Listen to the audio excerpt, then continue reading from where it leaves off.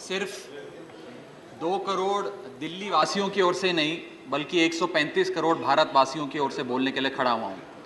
Sir, इससे ज़्यादा असंवैधानिक, गैर कानूनी कागज़ का टुकड़ा एक बिल के माध्यम से शायद ही आज से पहले कभी संसद भवन के भीतर लाया गया होगा। और अपना वक्तव्य शुरू करने से पहले मैं महाभारत के एक अंश का वर्णन करना चाहूँगा जिसे रामधारी सिंह दिनकर ने एक बहुत ही महत्वपूर्ण कविता में लिखकर बताया है, जिसमें भगवान श्री कृष्ण एक शांति दूत बनके पांडवों की ओर से हस्तिनापुर जाते हैं शांति का प्रस्ताव लेकर। कवि लिखते हैं, मैत्री की राह बताने को, सबको सुमार्ग पर लाने को, दुर्योधन को समझाने को, भीषण विध्वंस बचाने को, भगवान हस्तिनापुर आए, पांडव का संदेशा लाए। भगवान कहते हैं, दो न्याय अगर तो आधा दो, पर इसमें भी यदि बाधा हो तो दे दो केवल 5 ग्राम, रखो अपनी धरती तमाम, हम वहीं खुशी से खाएंगे, परिजन पर हंसी ना उड़ाएंगे। पर दुर्योधन वो भी दे ना सका, आशीष समाज की ले ना सका, उल्टा हरि को बांधने चला, जो असाध्य था उसे साधने चला, जब नाश मनुष्य पर छाता है, पहले विवेक मर जाता। सर, इसमें दिल्ली बिल का सार है। सर, हम न्याय की गुहार लगाने आपके सामने आए हैं, अपने हक मांगने आए हैं, अपने हक से ज्यादा मांगने नहीं आए। सर, मैं अपने वक्तव्य को 3 भाग में बांटता हूं। पहला कि ये बिल कैसे एक राजनीतिक धोखा है, पॉलिटिकल फ्रॉड है। दूसरा, ये कैसे एक संवैधानिक पाप है, कॉन्स्टिट्यूशनल सिन है। और तीसरा कि ये एडमिनिस्ट्रेटिव लॉकजैम यानी कि प्रशासनिक गतिरोध दिल्ली में कैसे पैदा कर देता है। सर, पहला राजनीतिक धोखा, यह कहानी है सर 1977 से लेकर 2015 की। लगभग 40 साल का लंबा संघर्ष भारतीय जनता पार्टी ने दिल्ली में पूर्ण राज्य का दर्जा स्थापित करने के लिए किया। 1977 में जब 3rd मेट्रोपॉलिटन काउंसिल दिल्ली में था, उसमें जनता पार्टी की सरकार थी। उन्होंने मता पास कर कहा कि दिल्ली को पूर्ण राज्य का दर्जा बनाएंगे। लगातार पूर्ण राज्य की दर्जे की मांग करते करते करते करते ये 1989 का लोकसभा का मैनिफेस्टो मैं बीजेपी का लाया हूं। 1989 के मैनिफेस्टो में पेज नंबर 361 पे पॉइंट नंबर 10 पे ये कहते हैं, ग्रांट स्टेटहुड टू यूटी और दिल्ली। यानी कि 1989 से लेकर लगातार ये लोग दिल्ली को पूर्ण राज्य का दर्जा दिलाने की मांग करते रहे। यहां तक कि जब 1991 में कांग्रेस की सरकार ने दिल्ली में विधानसभा का गठन किया, उससे भी ना पर्याप्त मानते हुए लाल कृष्ण आडवाणी जी, मदन लाल खुराना जी सबने बयान दर्ज कराए कि यह भी दिल्ली के साथ न्याय नहीं है, दिल्ली को पूर्ण राज्य का दर्जा मिलना चाहिए और हम इसके लिए आंदोलन चलाएंगे। और लगातार इन लोगों ने संघर्ष किया, आंदोलन किया। सर, 1999 में फिर अपने मैनिफेस्टो में बीजेपी ने, ये 1999 का मैनिफेस्टो है, ये जारी कर कहा कि हम दिल्ली को पूर्ण राज्य का दर्जा देंगे। Page number 132 point number 31, we will give full statehood to Delhi. Sir, इन लोगों ने बड़ा आंदोलन चलाया, संघर्ष किया, सड़कों पे लाठियां खाई, न जाने क्या क्या किया दिल्ली को पूर्ण राज्य का दर्जा दिलाने के लिए। और अंततः वो दिन आया जिस दिन वाजपेयी सरकार के उप प्रधानमंत्री आदरणीय लाल कृष्ण आडवाणी जी इस सदन के भीतर एक बिल लाए, द कॉन्स्टिट्यूशनल अमेंडमेंट बिल 2003, जो दिल्ली को पूर्ण राज्य का दर्जा देता है। यह बिल आडवाणी जी इस सदन के भीतर लाए और कहा कि दिल्ली को अधिकार देने की जरूरत है, दिल्ली को पूर्ण राज्य का दर्जा भाजपा दिलाएगी। यहां भी बात खत्म नहीं होती सर। इसके बाद 2013 के अपने मैनिफेस्टो में बीजेपी ने कहा हम पूर्ण राज्य का दर्जा देंगे। इनकी जून 2013 में नेशनल एग्जीक्यूटिव की मीटिंग हुई, उसमें मता पास कर कहा हम दिल्ली को पूर्ण राज्य का दर्जा देंगे। यहां तक कि इनके सांसद डॉक्टर हर्षवर्धन ने बयान दिया कि जब आदरणीय नरेंद्र मोदी जी देश के प्रधानमंत्री बनेंगे, हम दिल्ली को पूर्ण राज्य का दर्जा देंगे। ये इन सब ने सर लगातार बातें कही और दिल्ली को पूर्ण राज्य का दर्जा दिलाने की मांग लगातार भारतीय जनता पार्टी दिल्ली वालों के सामने रखती रही। सर, ये बिल सिर्फ संविधान का और लोकतंत्र का अपमान नहीं है, यह बिल लाल कृष्ण आडवाणी जी का, अटल बिहारी वाजपेयी जी का, मदन लाल खुराना जी का, सुषमा स्वराज जी का, अरुण जेटली जी का, सबका अपमान करने का और उनके 40 साल के संघर्ष को मिट्टी में मिलाने का काम करता है। सर, मैं मैं माननीय गृह मंत्री जी का बयान लोकसभा में सुन रहा था। उन्होंने कहा कि नेहरू जी ने, पंडित नेहरू ने यह बात रखी थी कि दिल्ली को पूर्ण राज्य का दर्जा नहीं मिलना चाहिए। मैं माननीय गृह मंत्री जी से कहना चाहता हूं, नेहरूवादी मत बनिए, अडवाणीवादी बनिए, वाजपेयीवादी बनिए और दिल्ली को पूर्ण राज्य का दर्जा देने का आज आपके पास ऐतिहासिक मौका है। दिल्ली को पूर्ण राज्य का दर्जा दीजिए। सर, इस बिल को लाने का असल कारण क्या है? यह बिल क्यों लाया गया है? पिछले 25 साल में दिल्ली में 6 बार विधानसभा के चुनाव हुए। 6 के 6 चुनाव भारतीय जनता पार्टी बुरी तरीके से हारी। यहां तक कि 2015 और 20 में आजाद भारत के इतिहास की सबसे बड़े जनादेश की सरकार अरविंद केजरीवाल ने दिल्ली में बनाई।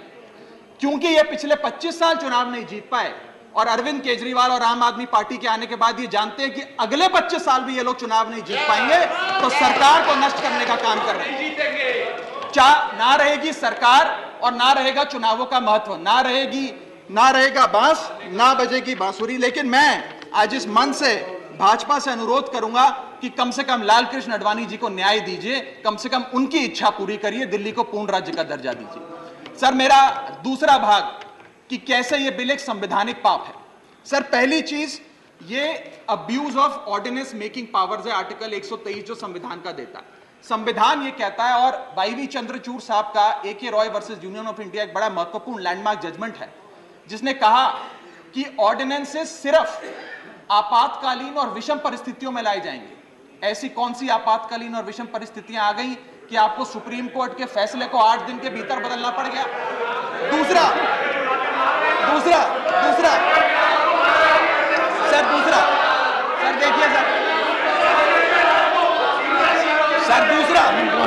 सुप्रीम कोर्ट की दूसरा बिंदु, यह सुप्रीम कोर्ट का अपमान है। सुप्रीम कोर्ट के फैसले को 8 दिन के भीतर 5 जजों के संवैधानिक पीठ के सर्वसम्मति के फैसले को बदल के आज भारतीय जनता पार्टी ने एक मैसेज दिया है कि हम सुप्रीम कोर्ट को भी चैलेंज करते हैं, सुप्रीम कोर्ट के फैसले को भी नहीं मांगते। आपको जो ऑर्डर जारी करना है करो, हम चंद दिनों के अंदर ऑर्डिनेंस लाकर उस फैसले को बदल देंगे। They have challenged the majesty of the honourable supreme court sir. और मैं आपको यह कहना चाहता हूं कि आजकल जो ऑर्डिनेंस लाने की जो एक फेटिश इस सरकार ने देखी, चाहे वो लैंड एक्विजिशन बिल हो, चाहे वो फार्म बिल हो, चाहे ईडी के डायरेक्टर का एक्सटेंशन हो, जो ये सारी चीजें ऑर्डिनेंसेस के माध्यम से इन्होंने करी थी, इस बिल का हश्र भी वही होगा जो सारे पुराने बिलों का हुआ था। सर, थर्ड बिंदु कि कैसे ये बिल संघीय ढांचे को एरोड करता है। हमारा भारत का संविधान और सुप्रीम कोर्ट का 2023 का 2018 का संवैधानिक पीठ का फैसला कहता है कि दिल्ली के पास एक यूनिक फेडरल आइडेंटिटी है, यूनिक कॉन्स्टिट्यूशनल आइडेंटिटी है, और भारत का संविधान जो हमें संघीय ढांचा देता है, जो शक्तियां देता है, उन शक्तियों को एनक्रोच करने का काम यह सरकार करती है, हमसे अफसरशाही और तमाम शक्तियां छीनकर। मैं आपको सुप्रीम कोर्ट का वो एक वाक्य पढ़ के सुनाना चाहूंगा। The majority in the 2018 constitutional जज bench held that while the NCT of Delhi could not be accorded with the status of a state, the concept of federalism is applicable to Delhi. हम पूर्ण राज्य नहीं है, लेकिन फिर भी राज्य का दर्जा एक संघीय ढांचे के परिप्रेक्ष्य में दिल्ली को मिलता है। उसके बाद सर, इन लोगों ने तो कमाल ही कर दिया। आज बिना संवैधानिक संशोधन लाए संविधान को बदल दिया, मात्र एक एक्ट ऑफ पार्लियामेंट से, जो आज तक शायद भारत के इतिहास में कभी नहीं हुआ। सर, इसके बाद यह बिल पार्लियामेंट्री अंडरमाइन करता है प्रिंसिपल्स ऑफ कलेक्टिव रिस्पांसिबिलिटी को। भारत का संविधान कहता है सर कि परमानेंट एग्जीक्यूटिव और पॉलिटिकल एग्जीक्यूटिव मिलके लेजिस्लेचर के प्रति जवाबदेही होंगे। ये प्रिंसिपल ऑफ कलेक्टिव रिस्पांसिबिलिटी है। इसमें से परमानेंट एग्जीक्यूटिव यानी कि अफसरशाही को छीनकर ये पूरी तरीके से कलेक्टिव रिस्पांसिबिलिटी का प्रिंसिपल, जिसपे सरकारें चलती हैं इस देश में, उसे ध्वस्त करता है। और आखिरी बिंदु संवैधानिक अपराध का, ये ट्रिपल चेन ऑफ अथॉरिटी को तार तार करता है sir. Triple chain of accountability ये होती है कि अफसरशाही की जवाबदेही मंत्री को, मंत्री की जवाबदेही लेजिस्लेचर को, और लेजिस्लेचर की जवाबदेही जनता को। इसमें से अगर आप अफसरशाही हटा देते हो तो फिर जवाबदेही की जो ये ट्रिपल चेन ऑफ अकाउंटेबिलिटी है ध्वस्त हो जाती है। तो ये काम करके संवैधानिक अपराध एक प्रकार से सरकार ने किया है। सर, मेरा आखिरी भाग, ये कैसे एक एडमिनिस्ट्रेटिव हाराकिरी, एक एडमिनिस्ट्रेटिव गतिरोध पैदा करता है। यह कहता है सिर्फ उपराज्यपाल ही ट्रांसफर पोस्टिंग करेंगे एक समिति के माध्यम से। यानी कि अफसर अब मुख्यमंत्री की नहीं सुनेगा, मंत्रियों की नहीं सुनेगा। अगर अब दिल्ली में किसी के घर में बिजली नहीं आ रही, पानी नहीं आ रहा, किसी के बच्चे का स्कूल में दाखिला नहीं हो रहा, तो वो उपराज्यपाल के पास जाएगा, अपने मंत्री मुख्यमंत्री के पास नहीं जाएगा।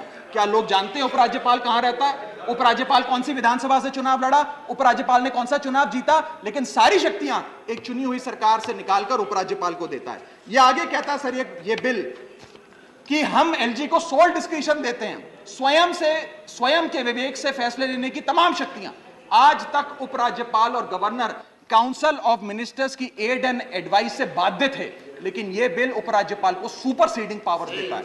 आगे सर यह बिल जितने भी ब्यूरोक्रेट्स हैं उन्हें एक जुडिशियल अथॉरिटी बना देता है। यह कहता है अफसरशाही तय करेगी कि मंत्री का फैसला सही है कि मंत्री का फैसला गलत है, और अगर अफसर को मंत्री का कोई फैसला पसंद नहीं आया तो अफसर मंत्री का फैसला लागू करने से मना कर सकते हैं। और सर यह बिल अथॉरिटी, कमीशंस और कॉरपोरेशंस बनाने की, तमाम गठन करने की, नियुक्ति करने की शक्तियां सारी की सारी केंद्र सरकार को दे देता है। यानी कि सरकार की चाबी एक प्रकार से केंद्र सरकार को हाथ में पकड़ा देता है। सर माननीय गृह मंत्री जी ने कहा था कि आम आदमी पार्टी एक सुपारी सी जितनी पार्टी है, एक सुपारी जितनी छोटी सी पार्टी है। सर ये वो सुपारी जितनी पार्टी है जो आजाद भारत के इतिहास का फास्टेस्ट ग्रोइंग पॉलिटिकल स्टार्टअप कहलाती है। ये वो सुपारी जितनी पार्टी है जिसने 3 बार भाजपा को दिल्ली में हराया और 2 बार 2015 और 20 में आजाद भारत के इतिहास की सबसे बड़ी जनादेश की सरकार बनाई। ये वो सुपारी जितनी पार्टी है जिसने पंजाब में भाजपा को लगभग शून्य पर लाकर खड़ा कर दिया।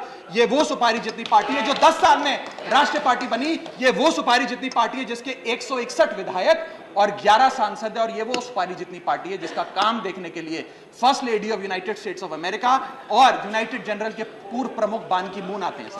सर मैं आज अपने साथी जो आंध्र प्रदेश और उड़ीसा की सरकार चलाते हैं उन्हें कहना चाहूंगा, आपकी जरूर कुछ मजबूरियां रही होंगी जिसके चलते आपने ये फैसला लिया इस सरकार के इस बिल का समर्थन करने में। कुछ तो मजबूरियां रही होंगी, यूं ही कोई बेवफा नहीं होता।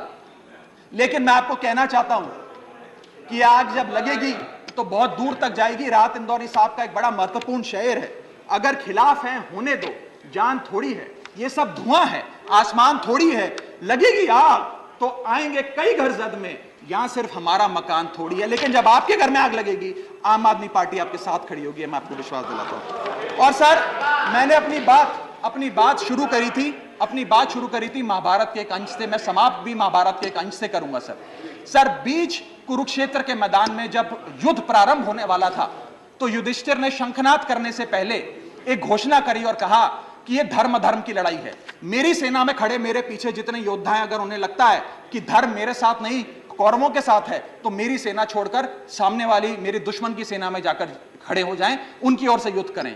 और अगर कौरव सेना में कोई योद्धा है जिसे लगता है कि धर्म युधिष्ठिर के साथ है, पांडवों के साथ है, तो आप कौरवों की सेना छोड़कर मेरी सेना में आइए, मैं बाहें फैलाकर आपका स्वागत करूंगा।